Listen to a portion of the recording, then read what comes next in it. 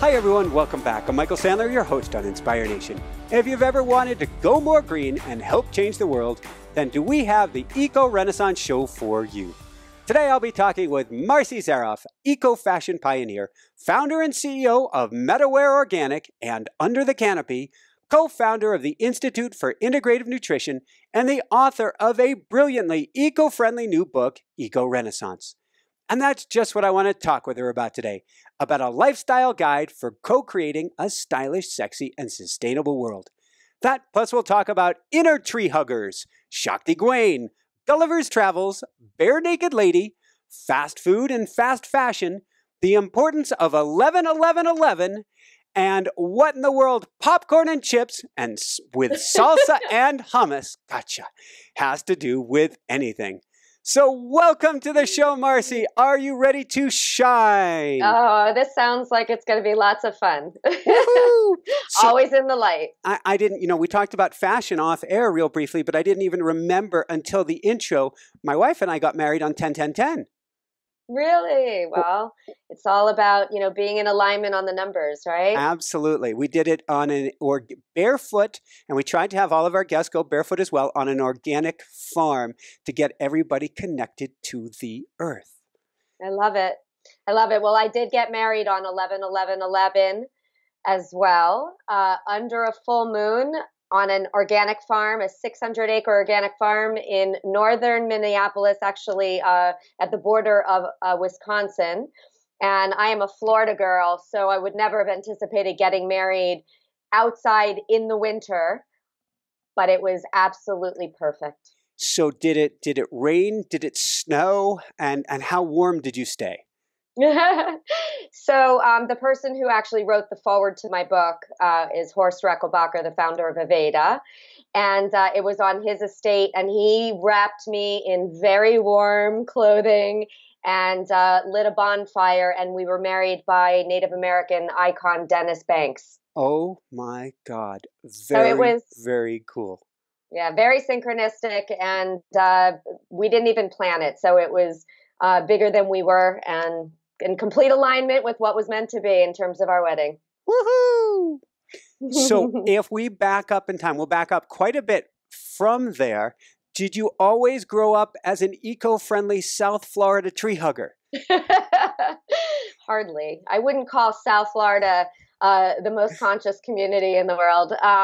No, I would say that, I always had a deep calling, and it was something, well, first of all, I was always wired as an entrepreneur. I was, the kid with the lemonade stand that had, business cards by the time I was 11 years old. But I was drawn to, I was always drawn to positivity. I was always drawn to deeper figuring out, why and how, and just always felt myself trying to go deeper and find the answers to the things that I was curious about. And so kind of self-taught. And then my girlfriend gave me the book Living in the Light by Shakti Gawain when I was 15 years old. And when I read it, it was the aha light bulb. Yes, there's more than what we see. And I knew that intuitively. And then that was kind of the catalyst for my life journey from there. There's a beautiful quote from there you mentioned in the book. Every time you don't follow your inner guidance, you feel a loss of energy, loss of power, a sense of spiritual deadness. Yeah, I mean, it's, I think once you tap into that lifeline to truth, in your gut, where the light resides, it activates you to meet your potential. And this, if you go through life and that light is not shining as bright as it can, it potentially could compromise your energetic flow, right? So let's talk about this friend who gave you the book, who became a light for you and helped you crank up your light. Yeah. So I can only explain it as a soul sister that I knew in many lifetimes. She approached me in a mall. She was a hairdresser, and we met in a mall a half an hour away from even where I lived. I was 15 years old. And she told me, something about you is radiating, and I just want to tell you, you're adorable and you're so sweet, your energy. And I just kind of was like, who I am wasn't, ew, what, like, get away from me. It was more like, wow, thank you so much. And we just hit it off and we started to chat. And next thing I know, I'm in her hair salon, which happened to have been synchronistically in my town. Mm-hmm. And I went to see her, and then that struck a lifelong friendship where she became, a real guide and inspiration for me on my own journey. So let's talk about a few more guides then. Tell me about Ozu on the Upper West Side.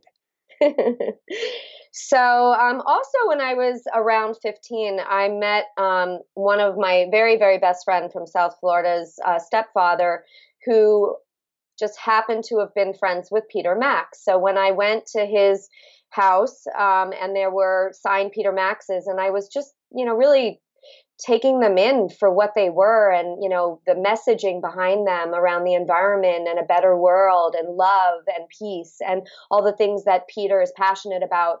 I was drawn to him as a fairly young kid. I didn't know that much about him before. I had heard his name, but so I started to follow his art and just kind of learn a little bit more about who he was as a person, as an environmentalist, as a conscious being. I mean, he came over to America, and also brought, Swami Satchidananda to America.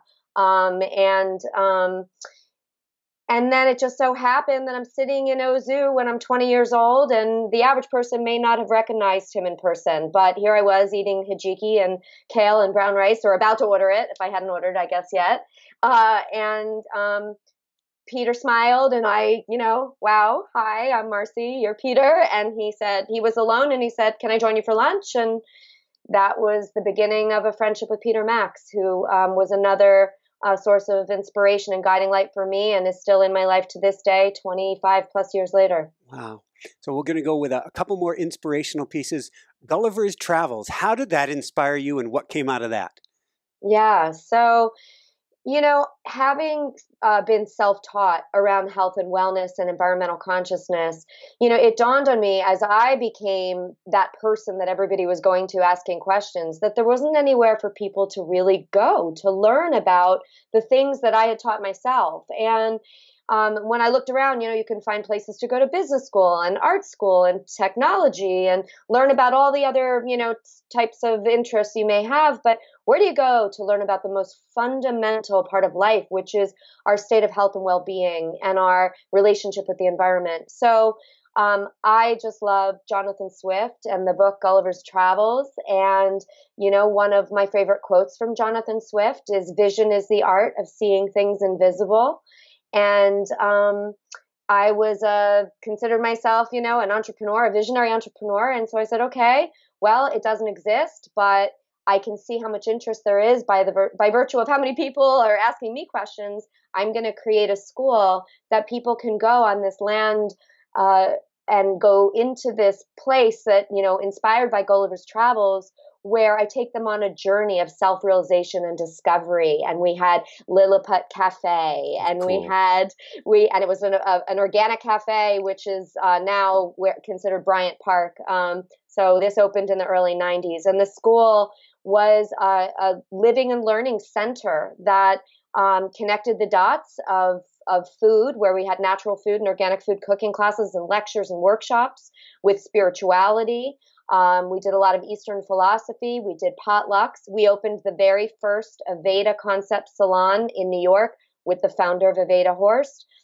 And we had a little store where I started to carry things like Deja shoes and, hemp accessory bags. And I started to realize that these worlds were very much interconnected. So Gulliver's had a professional certification training program that really took off, where people could come and learn and become a health coach, a certified health coach. And so that school today has segued to become the Institute for Integrative Nutrition, which is now the world's largest nutrition school. It has certified over 75,000 people worldwide.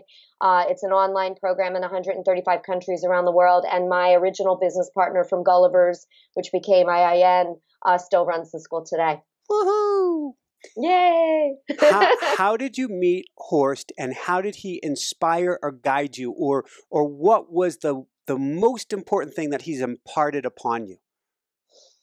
Yeah. So, going back to Surya, actually, my friend that I met, who was my hairdresser, she met one of the first Aveda distributors in Florida, who showed her the clove shampoo, and this is back in the 80s. And she said to me, Marcy, because we had had so many of these amazing conversations about life and the world we live in, she said, check out this shampoo. This is such a great concept. It's plant-based wisdom infused into this product, and smell it. And I took it in and I went, wow. Yes. And I immediately was drawn to Aveda as I read the label on the packaging, and I smelled the product, and it drew me in, and I understood that wow, this is pure and clean and it feels right in my gut. So that kind of was like the match that lit me. And then I met Horst at an environmental conference, not that long after, I guess, within a few years. And of course, I was like, to me, he's my celebrity, right? This is somebody who understood how to marry business with environmental responsibility and do it in the most aesthetically pleasing way. And what I learned from him is you have to lead, with products. You have to lead by drawing people in at a very visceral level, first and foremost. So if it's food, it has to be delicious. If it's beauty products, it has to smell so good that it draws you in. If it's fashion, it has to look good. It has to be stylish, right? So design is a very, very powerful tool in activating transformation. And then once you appeal to people and you draw them in, now you take them down the rabbit hole, and you start to guide them around what is this? How is it made? Where was it made? What is it made of? I love it. It's something, there's a term I use for that visceral connection, which is the 90%. I don't want to purchase anything that isn't a 90% above anything else. If it isn't one of the top things that I want in my closet, in my drawers, or my anything, I don't want to have it, because all I'm doing is creating something else that's going to go in a landfill, or that's not going to be used, or it's kind of eh. And I view the world as living art. So who wants to live with eh? I call that no compromise, Amen. right? So tell us more about No Compromise. So, I mean, I would say that's the premise of the book, that it's no longer about this or that. When I started, there was a stigma attached to food that, oh, that's organic. Ooh, gross. I don't eat organic food. And I would say, what does that even mean? You don't understand. Anything can be made delicious and still be organic. In fact, it's more More delicious, delicious. because I'm a believer in like water for chocolate, right? The energy that's going in is an extension of ourselves, and it's more in resonance. So if you can cook it up and it's divine, and oh, by the way, it's also organic, and it's clean and without all the toxic chemicals, it's the ultimate gourmet experience. And I would say the same thing about fashion. When I started in fashion, and I coined the term eco fashion in 1995, because I was really blown away as I was learning more about food, and sort of unveiled the interconnection between food and fiber and agriculture and at the product level. And I started to see the human and environmental impacts of fashion. And here I was, a conscious, consumer and environmentalist. And so, I started to dig deeper to find out, why isn't there fashion product that is more sustainable? And it became apparent to me that the fashion industry had a prejudice against anything environmentally friendly. It was like, oh, the tree huggers, right? Whereas the conscious environmental community also had a prejudice against fashion, which was, oh, they must be super materialistic and superficial, and they don't care about the environment. And I'm like, wait a minute, but I'm that person that wants to look good, feel good, and do good in the world. Yep. These worlds can coexist. So no compromise to me is when you fuse the worlds of style, quality, fit, color, comfort, taste, smell, all the things you want first and foremost as a consumer, as a human being. And then, oh, by the way, it's also organic, ethically made, sustainable, responsible, socially just, fair, and clean.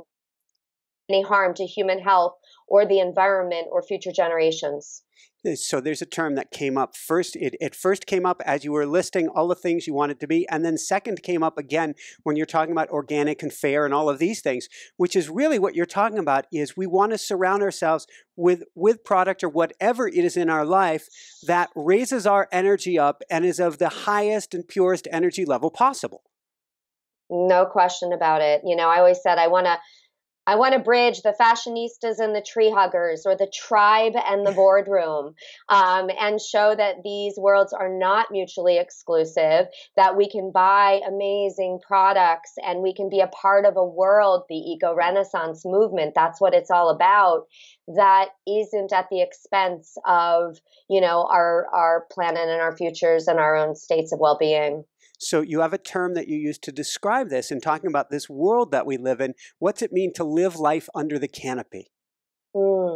So in Native American philosophy, the canopy is the ozone layer, right? So if you pierce, our protective canopy, you actually could risk life and the future.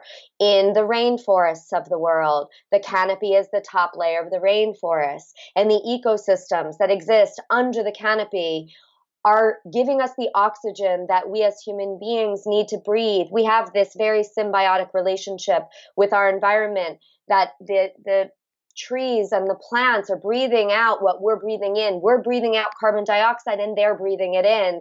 We are interconnected and we're interdependent. We all live under the canopy of the planet's ecosystem together. We're all in this together. I remember walking in New York City a few years ago, and there was it was amazing. It was like a hawk or a falcon or something had landed in a tree. And I'm going, oh my God. And I look up in this little, not so much park as it is a green place where a few streets come together. And I look up and this guy is walking by with his latte or something. And he's like, what? And I said, look at that bird up there. And he goes, nature. I don't do nature. And I send him all my love, but I'm going, every cell of your being is nature. The oxygen you're taking in, every single thing about you is nature. We have lost touch.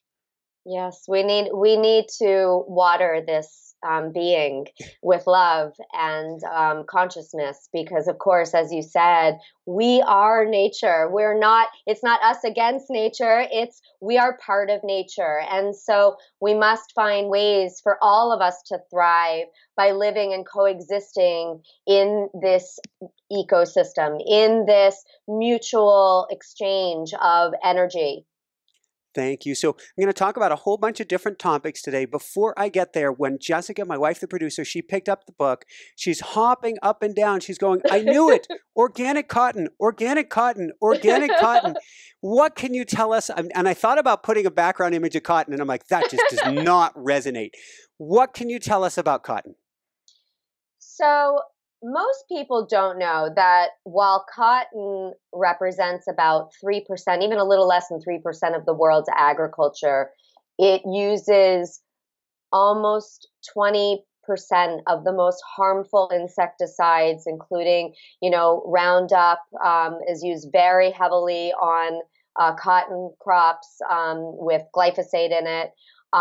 We have 10% of the most carcinogenic pesticides are being used on cotton.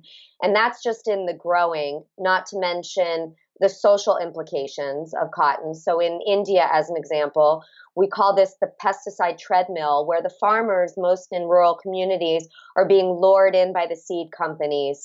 And what happens is that they are given these seeds and these chemicals. Most of them are illiterate. And they get stuck on this treadmill where the bugs build resistance to the chemicals, and they have to keep upping the ante in terms of, more potent seeds and more potent chemicals, which are more expensive, which ultimately leads them into a place where they can't afford them. So they start to leverage their farms to the banks that coincidentally are in partnership with the seed companies. And this cycle perpetuates to the point where the farmers are going into despair, the conventional cotton farmers. And in every half an hour in India right now, a conventional cotton farmer is actually committing suicide. It's a major social issue. It's breaking down all over the world, the cotton systems. The elephant in the room is that we're destroying our agriculture, our soil, because by using, monoculture and monocropping, we are depleting we're depleting the soil rather than building and feeding it as we would do in an organic methodology. So cotton is one of the most heavily sprayed industries in agriculture with the worst chemicals. And then when you get into the processing of cotton, you have chlorine bleach.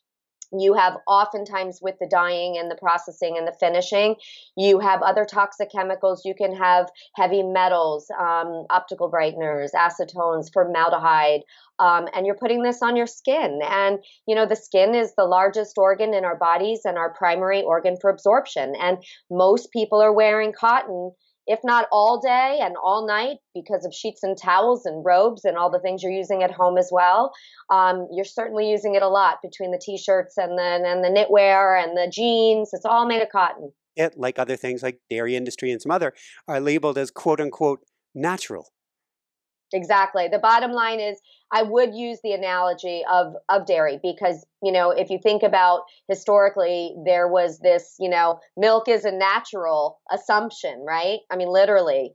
And when we pulled the curtain back on the milk industry and we saw, the hormones and the antibiotics and the treatment of the animals and all the other things going into the cow and the cow's milk, it was no longer so natural. Well, similarly, people think cotton is a natural fiber.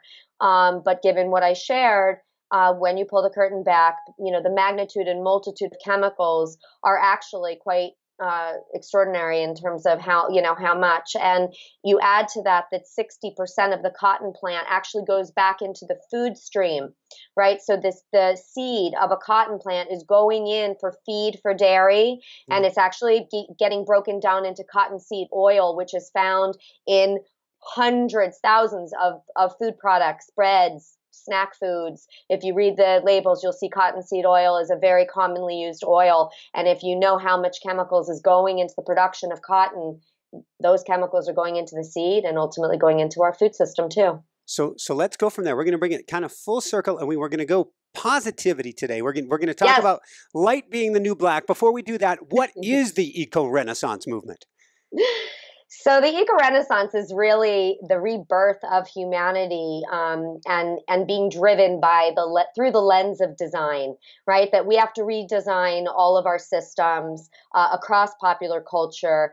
And there's a manifesto in the book that makes you think about all the different ingredients that go into art, food, beauty, wellness, fashion, business, that ultimately are those ingredients that are going to be part of this shift in each of these sectors. And the common thread in the eco-renaissance across all of these popular culture sectors are connection, community, collaboration, consciousness, and creativity. And those are the key ingredients that if we infuse them, we can shift these paradigms and we can create a new world. And the eco-renaissance, of course, is this awakening that we are all an ecosystem. And renaissance, of course, means rebirth. And we can all participate in this eco-renaissance, can't we? 100 billion%. And, if you're not a part of the solution, you're part of the problem, right? And, Albert Einstein, what did he say? If we can't solve today's problems with the same consciousness that we had to create, that we used to create them. So we have to change our consciousness. And, consciousness is the new, is the new black, as light is the new black, right? Well, it was what Henry Ford who said you can have any color you want as long as it's black. And now we're taking that black and blasting it with the light. That's right. Well, we're living in a modern day Star Wars where the dark and the light forces are definitely at odds right now. And we have to, kind of like being in a concert, right? We have to start turning on the light and letting that contagious movement have a ripple effect so that we're all standing in the light. So we can see each other and we can hear each other and we can feel each other and we can realize we're really a coexistence. We're all about a collective, consciousness, that in order for us to really make change happen at a level that everybody's going to benefit, we all have to be in this together for the greater good and look at, everything we do through the lens of win-win. Woohoo! Woo! So if we talk about life as art and ecofying our lives, what's it mean to ecofy your creative energy? Mm. So, you know, at the core of who we are all creators, right? So when you start to think about that alignment and you think about today, how many people are going to work because it's their job, right? And their personal and their professional values are at odds. They're disconnected. They're not in alignment. And therefore, what that does is it breaks our energy flow.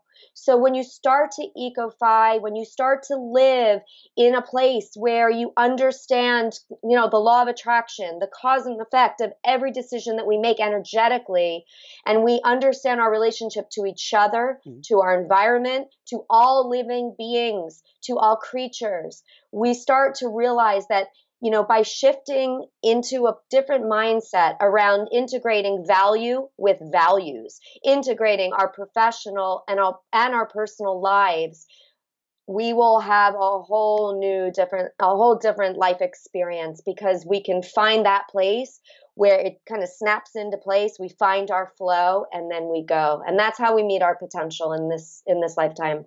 Beautiful. You list a whole bunch of eco artists. They're very special individuals in here. One of them said something that was really shocking to me, which is Dorka Keene, an art consultant, author of Eco Amazons, who was comparing driving a Prius to eating meat. So go ahead. No, I mean, here's what I would say is every step in a direction that where the choices that you are making are more in alignment with human and environmental health, then you're going in the right direction. I tell people not to believe anything that I say. Just try it. Just take these little steps, one step at a time, and see how you feel. So in the context of eating meat, I'm not going to go impose. I haven't eaten meat in 35 years, right? But I'm not going to go impose on someone else's life what they should or shouldn't do. But I might say to them, a Prius is right in your face. People know it's an environmental car, but there are still people learning about the environmental effects of eating meat and how that's impacting our environment in a serious way. And that eating a plant-based diet has tremendous benefits to our health and wellness, as well as to the environment that we live in and we want to protect. Yeah, I was shocked. She said that if the average family takes out one meal of chicken a week, it's the equivalent of taking 500,000 cars off of the road in a year. That's huge. It is. There are many spokes in each of the wheels that I address in the book, and then ultimately all of these different wheels come together to make this moving, transformative vehicle, right? That's the Eco Renaissance. And you can approach what my goal was in this book was to plant seeds from a lot of different levels and layers and just cultivate them slowly, carefully, and in a very user-friendly way with resources, tips, guidance, lots of just fun support, how to do this, but at your own pace. And it goes back to in whether you're talking about, the food system or the fashion world or the beauty world, there are so many different angles that are all part of the solution. So, find that one thing that resonates and that you get excited about and learn about it. What's one piece we can do today for the soil? Because I've heard the best farmers say that they're not raising plants, they're growing soil. Yeah, well, I happen to be a soil junkie. So, healthy soil makes healthy plants, which makes healthy people. This is the philosophy of the Rodale Institute, who were really the pioneers of the organic regenerative movement. And what people don't realize is that soil is the skin of the earth, right? So when you think about our skin, as I said earlier, the largest organ in our bodies, the soil is the skin that is absorbing that carbon out of the atmosphere for the earth. If we break down our soil we're depleting the nutrients out of the soil, and we break it down through, these chemical cocktails that go in conjunction with the GMO seeds. Now, when you look at, organic and regenerative methodologies of cover cropping and, and green manure and low to no tillage, what we're doing is we're rebuilding the soil, the ecosystems, the biodiversity, and we're creating a vibrant, a very alive sponge that actually serves to soak and sequester carbon out of the atmosphere. Most people don't know soil is one of our greatest solutions to climate change mitigation. So when we're shopping, is it avoiding GMOs? Is it organics? Where do we start? Because when you go to get your lunch or get you something, it's hard to wrap your mind around. What I'm really trying to do is save the earth with this particular purchase or save the soil. Well, to some extent, they're one and the same. I mean, soil is, a part of who we are. And so we need to not just sustain the soil, we actually need to regenerate it now, because we've literally killed or destroyed so much of the soil on our planet. So what to look for, by default, when you say certified organic, that means GMO free at the seed level. Now, obviously, there's some drift in agriculture. And so we're doing our best as, an organic industry globally to try to figure out solutions around the contamination that's happening by virtue of the magnitude of use in the GMO seed world, right? So, but we're a guinea pig generation, right? So, when you look at, a lot of the conditions that we're seeing proliferate today, whether it's asthma, allergies, autism, cancer, it would be a stretch to say that they're not connected to what we're doing to our environment. And so, we're breathing in that air and that relationship with our trees, our plants, our soil. We're drinking the water that, I could go on and on about the contamination of water that's happening today and how essential water is in our lives as well, of course. But we really need to be mindful about every choice that we make to protect ourselves. Let's go there on water, and let's talk about one of the trends to me that I've watched over the last 20 or 30 or more years that just blows my mind: water bottles. Yeah, it's a big one. So there are some innovations that are happening now, fortunately, but we are still a far way off from, this being going away anytime soon, this issue. We all desire water, right? And the plastic bottle issue has gotten so bad that we are looking across all industries on how to resolve this issue, asking people to cut back on plastic bottles, obviously use, reusable bottles. There are so many great and well-designed ones, right? So here's your design concept. I mean, check out Swell, right? That's all about design. The biggest problem today is that the amount of water that's actually drinkable water is like 1% of the world's water now, and here we are, destroying our water. The fashion industry actually. About 20% of the world's freshwater pollution is coming from textile treatment and dyeing. And then what we're trying to do with plastic bottles, going back to that issue, is we're now collecting plastic bottles in the fashion industry and breaking them back down into a pulp, which turns into a fiber, which ultimately can be spun into yarn and used in textiles. So we're seeing a lot of home textiles, apparel textiles, sportswear that's now being made from rPET, which is actually plastic bottles that are being taken out of landfills. Wild. Very, very, very cool. So on that note, going from fashion and bottles, I love how you made that connection. How do we eco-fi our home or create a sanctuary?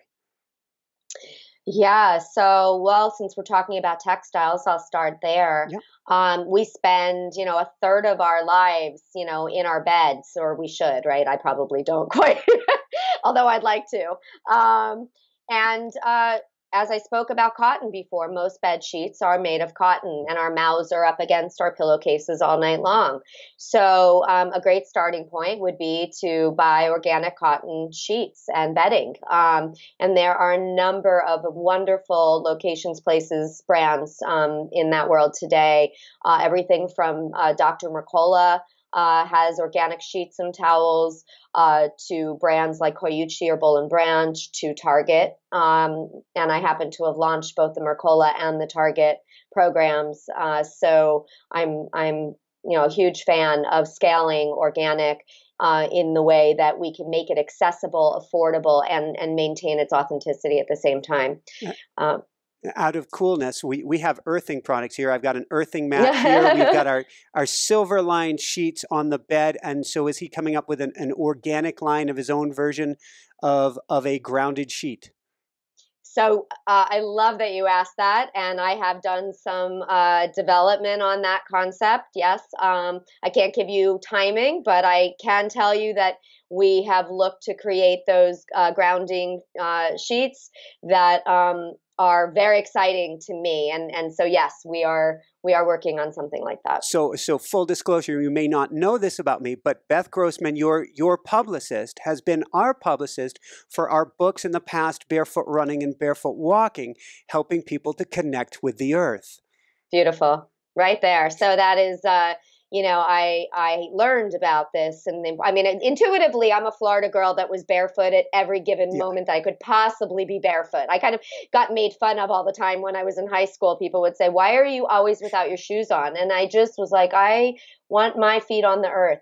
But Dr. Mercola has certainly done a great job at uncovering and explaining that relationship and why it's so essential. Very cool. What can you tell us about Dan Buettner and Blue Zones? Yeah, so Dan has done some amazing work. He studied.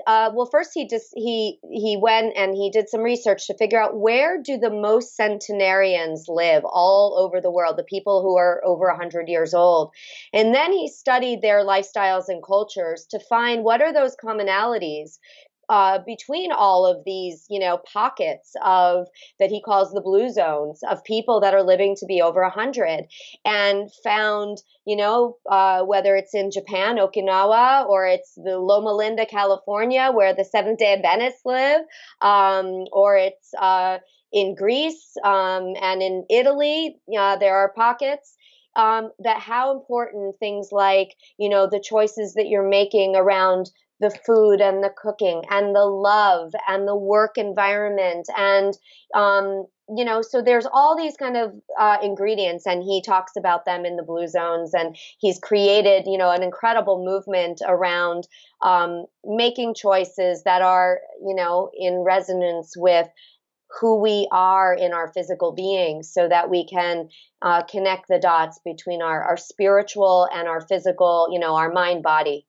Is there one revelation that you read from him that surprised you, or that you've taken action on because of that?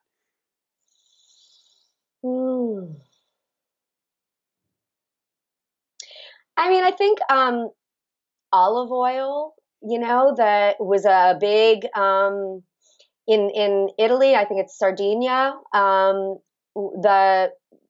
The relationship with olive oil, and it kind of, I've always been like navigating all the different oils and there's so much information, and everyone has an opinion. But I think, when you look at cultures that, are scared of oil, right, versus cultures that embrace oil, then you really have to look at what is the oil and how is it being prepared, grown, made, nurtured. And I think that was something that I grew to appreciate. Very cool. And from there, since we're really talking about ingredients, we're going to segue into beauty products and what is hiding in our beauty products, or what are some of the top things that we get to look out for? Yeah, well, the Environmental Working Group has an amazing, they just dissect all these ingredients. And my rule of thumb has always been in food and beauty products, if you can't pronounce it, you should probably not put it in or on your body. At the very least, you should research it before you just take for granted that it's safe, right? So this whole skin deep, People just still to this day walk around thinking, well, the government wouldn't let me put anything in and on my bodies that isn't good for me, right? Isn't that their job to vet all these things? But, when you look at, all the different chemicals that are still in our beauty system, you really need to know that, I think the number when a child they're studying the umbilical cord of babies today, and they're finding hundreds of toxic chemicals in the placenta, and this is pre-birth, and this is really a relationship oftentimes to the chemicals that we're putting on our bodies all day: makeup, beauty products, hairsprays, deodorants. And people are they're just not realizing that those effects, are adding up. And one of the things that's interesting to me that I don't believe anybody studies is it's sort of like in the pharmaceutical industry. They don't test the relationship between one drug and another, or how one drug affects the other. If you're using all these different products together, which one may have been tested in theory to be safe, but we don't know the chemical interaction of the soup that we're putting ourselves in. Yeah, and then there was a movie about that called Vaxxed in regards to vaccinations as well. That that when you start to mix these different things, what are we creating, right? And again, that goes back to the guinea pig generation. A lot of these chemicals are 30, 40 years old. They haven't been around that long, and we're seeing some of these ramifications in my nephew is autistic, and when he was 2.5 and diagnosed, I think the statistic was 1 in 10,000 boys in New Jersey, and today it's something like 1 in 26 boys in New Jersey are on the spectrum. It is crazy. I was looking at the statistics earlier this year because we're in baby planning mode, and Jessica was saying, "Yay!" Jessica was saying, it's that she had read that it was like 1 in 500 or maybe 5,000. And I was going, "Oh, I really wish that was the statistic." But we're in a horse race to turn this thing around in a positive direction, aren't we? We definitely are. And I'll give a piece of positive news about, the young generations, so the number one reason that people typically embrace an organic lifestyle is when they have children, because that's when all of a sudden it's like, oh, now I'm responsible for somebody else's life, right? So, I've always, laughed when women are pregnant and they say, who have habits such as, not exercising, eating very poorly, smoking even, back in the days when I was having kids, and suddenly they're pregnant and they say, oh no, I'm going to not eat fish, and I'm going to not, because of the mercury, and I'm going to not, smoke or drink, and I'm going to work out, and, and I'm going to make sure I move, and I'm going to get plenty of rest. But what about them when they're not carrying the baby, right? Like, why don't they matter? And think about these things. But fortunately, that kind of aha that's happening when people start to, think about being parents and that responsibility, it does wake them up. So now you have, which is amazing, the internet has changed the game. So of course the millennial generation is, doesn't know life without the internet. So the whole notion of transparency has been a huge spark for this eco-renaissance, huge.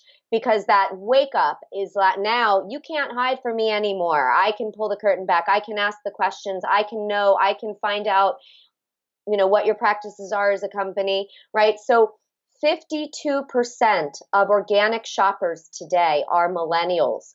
Only 10% of millennials have had children, right? So if you do the math and you look at, let's say 80% of millennials will ultimately have children, the line towards embracing an organic lifestyle is only going to go up and grow. I'm extremely optimistic and grateful for the millennial generation. I happen to have 2 of my own, and I see the way that the level of discernment, the desire for transparency and traceability and to be driven by passion and purpose has made all the difference in the world in this revolution, this lovolution, this evolution. So how do we take after your kids and vote with our dollars? So, I have always said to my children because they've been, of course, born into this lifestyle, and they were the weird kids growing up, with tofu nori rolls for lunch Love it. and seaweed chips from Eden. And it was funny because a lot of their friends would come over and want what they had because they were curious. And today, of course, their friends all live this lifestyle, or many of them live this lifestyle. My son, actually, when he started high school in New York, he said to me, "Oh my God, it's so annoying, Mom. All my friends eat organic here and they don't even know what it means." I said, "Well, that's amazing. Teach them, help them, guide them, support them." But for my children, it's really, and they know this, I feel very strongly that if there is a choice, we're always going to choose something that is free of harmful chemicals, that, is better for us. But again, it's all about no compromise. So, there are some tricky moments, but it's always about do the best that you can to make the most conscious choice that you can. Because going back to if you're not a part of the solution, you're a part of the problem. And fortunately, talk about the journey of 1,000 miles, another one of my favorite quotes from Lao Tzu, right? I've been doing this for almost 30 years, and this movement has come such a long way, and it is so exciting. I pinch myself every day when I am, it's a little be careful what you wish for, but I have seen and been a part of so many events across all of these different sectors, whether I'm in business schools doing social entrepreneurship, or in fashion institutes teaching sustainable fashion, or, health conferences or food conferences talking about plant-based food movement or organic and regenerative agriculture and these movements.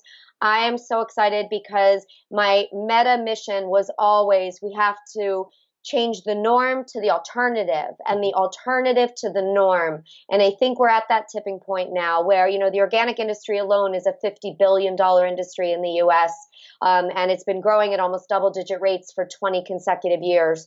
There's not a lot of industries that are win-win-win like that, right? Everybody wins. Speaking about organic industries and win-win-win, how long have you and your husband, Eric, been working together? And then what's Beyond Brands? So Eric founded a beverage brand called Steez, which was the first organic fair trade soda, and now iced teas.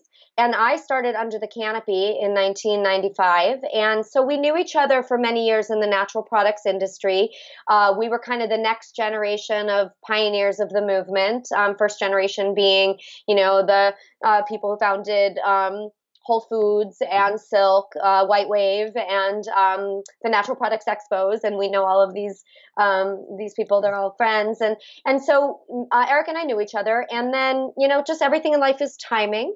We in 2010. We were at a business dinner, and he was kind of at the end of his marriage, and I was at the end of a relationship I had been in. And in that moment, our eyes met. We saw each other, and it was bigger than us. The connection just was so powerful. It was almost like the Big Bang. It just set us both off, and we got engaged 12 days later. And when we got engaged, we said it was in 2010, the summer of 2010. We said, let's get married on 11/11/11. But we actually just abandoned the idea because life is real, and we both had a lot of things going on, and we were like, okay, we will when we do, and other things had to happen first. And we were driving up to Horst's 70th birthday party on 11/11/11, and there was a perfect full moon in the sky, and I made Eric pull over so that we could take pictures under the full moon, not knowing what was to come. And as I shared earlier, that evening manifested itself into the most perfect, beautiful wedding. We could never have planned it to be so extraordinary. Donovan Leach playing music, Romeo Shrestha, a dear friend of Horst, and I there as one of our witnesses, and Horst being our best man, and Dennis Banks marrying us. So Eric and I, we call each other twin flame soulmates. We believe that we've been together for many, many, many lifetimes, and we say that we swim in a symphony of synchronicity, because synchronicity is the new normal in our lives. Everything. I mean, there are so many connections, and we used to say, wow, what are the chances? And then we stopped saying that and we started saying, of course. Woohoo! And 1 + 1 = 11, which kind of right out of the gate, the fact that we got married on 11/11/11 at 11 p.m.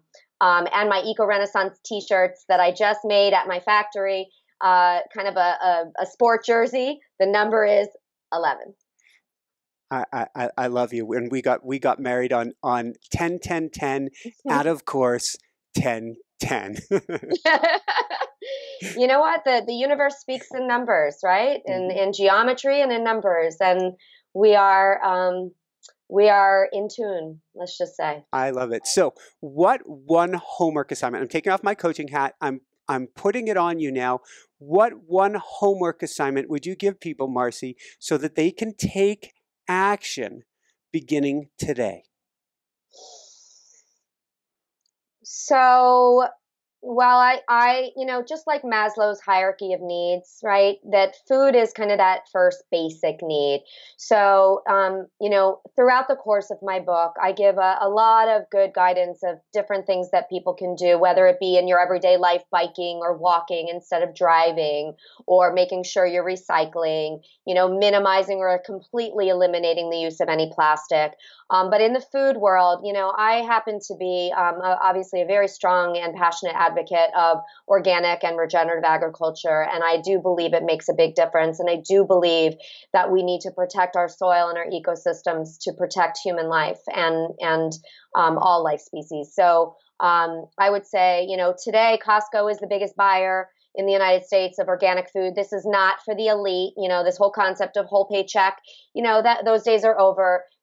Organic food is accessible at every major mass market retailer, every grocery chain, at affordable prices, and it does make a difference. My children, fortunately, knock on wood, have almost never been to the doctor in their lives. For checkups, yes, but I do believe that food makes a difference, because the first thing that changes when you change your diet is your blood, which is the life support system for your body, your physical body. Beautiful. And on that note, going to the kids, Jessica always wants me to ask a question for parents for their kids. What advice would you give parents to help their kids today? I would say teach by example. Don't preach. I've seen through the course of my life parents who are, for lack of a better word, being very hypocritical, where they're telling their children to eat their broccoli and, don't do this and do this. And then, right behind the children, they're doing the opposite. And so I think one of the reasons my children have embraced a healthy, organic, conscious lifestyle is that's what their mom does. If you open our cupboards, if you open our fridge, if you open my closets, if you see our house and the way we live and the things we think about, we walk the talk. And I think that has given my children the ability to understand that it's not just a deprivation thing. It's a lifestyle choice. And I've always explained to them why it matters. So give children the respect that you would want and explain to them and help them understand the why. And the only way you're going to know the why is if you actually educate yourself as to why it matters. Beautiful. On that note, something that just popped into my head, how important is taking baby steps and non-judgment? Oh, that's critical. I think that, when things are swung on pendulums from one extreme to the other, they tend to snap back. It's the law of the universe, right? So, I think that in order for true change to happen and be sustainable in and of itself, it has to be absorbed, not just like something that you're told, cut out everything, but embraced and appreciated with a sense of gratitude for that shift. And until you embrace it from that place where you're like, wow, yes, this feels good, this feels right, it's not going to stick. So I believe you have to take steps at a pace that you're ready for. I've seen lots of people go, I'm just going to stop doing it. And it works because they're already there. They're already in that passionate place. But if there's a sense of, I have to, I should, I'm told to, that's where I think attitude, mind, body, you have to be embracing things from a place of that internal and that external, and find that balance where you feel the experience of change is holistic and sustainable. Woohoo! Yay! What brings you the greatest happiness, or what I call the woohoo factor? I love love. Love is the fuel that makes us all exist. It is the energy that is tying everything together. So, positivity, love, being around friends and family and like-minded people who share a passion for a greater good, for coexistence where we can all thrive. That gets me super excited. And, my favorite quote is "Work is love made visible." And that is, from Khalil Gibran, basically saying, if you love your work, it's not work. It's just another form of love. It's an extension of love. It's love every day. And I feel like sometimes as an ecopreneur, I feel like a little kid in a candy store because I get to do what I love, make money and a living, and change the world. So check, check, check. Sign me up. Yes. Woohoo! Yay! On that note, where can people go to find your beautiful book and to find out more? Yes. So my website is marcyzaroff.com, and that's with an I. Eco Renaissance is available on Amazon.com, Barnes & Noble and BarnesandNoble.com, independent bookstores. On my website, there is a link there, and I'm on Instagram and Twitter as @MarcyZaroff. We also have an @EcoRen now on Instagram. Fantastic. And Eco what on Instagram? EcoRen, the short version. Eco Renaissance. An EcoRen. Gotcha. All right. So, and if you didn't catch the EcoRen on Instagram or marcyzaroff.com, come on over to inspirenationshow.com and we'll get you over to marcyzaroff.com. This has been phenomenal, Marcy. I can't thank you enough. Any last words of wisdom before I let you go? I just, in the spirit of what I share, just always follow your heart, because the truth lives inside of us and we all know that truth. We just sometimes need a little guidance to tap into it and remind us who we really are. So if we all hold hands and breathe deeply and breathe in that light, we can activate this collective shift, this eco renaissance. So thank you so much for having me. Thank you so much for being on the show, and particularly with the lighting, you are shining incredibly bright. Pardon the forehead. And we made it before the eco timer shut off. Yay! Thank you so much for having me, Michael. It's been a lot of fun. So for everyone out there, this is Michael Sandler saying, be well, have fun, get Eco Renaissance, and begin your own Eco Renaissance today. And shine bright. Woohoo! Thank you so much, Marcy. Thank you so much for having me, Michael. Have a great day. You too. Cheers. Take care. Thanks so much for watching. If you enjoyed it, be sure to like below. Also, leave your comments. Have some real fun with it. Subscribe to our channel where you're going to get more great videos, more interviews coming up. And check out our website, inspirenationshow.com. That's where you'll find tips, blogs, information, videos you won't find anywhere else, and useful and helpful resources to really help you kickstart your life and to shine bright. Thanks so much again. Thank you for your support. Like, comment, subscribe. See the website. Thanks so much and have fun. Of course, shine bright. Woohoo!